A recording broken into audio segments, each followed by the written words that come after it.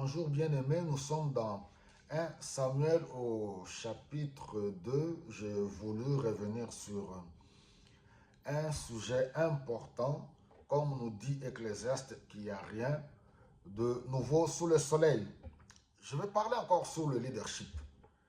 Oui, nous sommes à une époque où nous sommes en train de vivre encore, à tous les niveaux, une crise de leadership dans tous les domaines. Politique, au niveau des églises, au niveau des familles, dans tous les domaines. Une crise incroyable, mais il n'y a rien de nouveau. Alors, je prends rapidement 1 Samuel au chapitre 2. Les quelques caractéristiques d'un leadership faible, d'un leadership pauvre, d'un leadership affaibli. On voit le sacrificateur Élie. N'oubliez pas, Israël est en train de connaître. Il vient de sortir de cette période tumultueuse des juges. Josué est mort, et puis voilà, la période des juges, une période de désordre, et puis voilà, on arrive dans 1 Samuel. Voilà, on est en train de se préparer pour la royauté. Alors, on arrive ici, on voit le prêtre Élie, au verset 22, il était devenu vieux. On vient de faire le rapport. Dans le premier point, on va voir comment il réagit.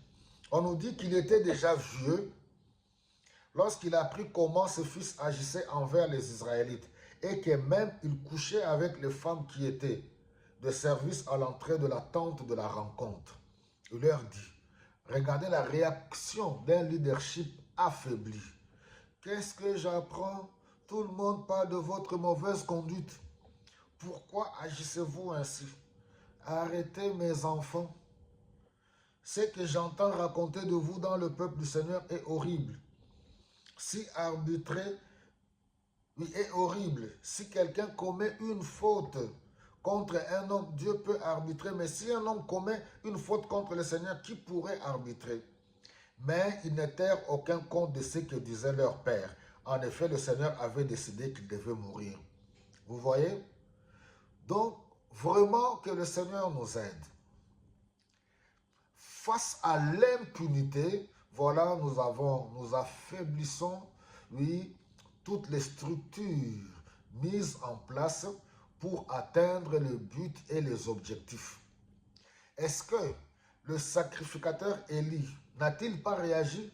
Oui, il a réagi mollement, mais sentimentalement, aveuglé par les sentiments du Père. Alors, c'est pour cela, vous voyez, beaucoup de choses sont détruites. Il faut à tout prix réagir, corriger, prendre des mesures disciplinaires. Parce que si on ne le fait pas, c'est Dieu qui va lui-même décider. Voici ce que Dieu a décidé. Dieu avait décidé, et on verra ça dans la suite. Pourquoi? Parce que le Père était aveuglé. C'est ainsi que nous voyons même aujourd'hui, que ce soit dans les églises, il suffit de voir seulement le comportement des enfants, des serviteurs de Dieu. Vous allez voir les serviteurs de Dieu que nous sommes nous-mêmes, nous fermons les yeux, tout simplement parce que ce sont nos enfants. Alors comment voulons-nous que les autres suivent l'exemple quand on ferme les yeux? Parce que ce sont nos enfants.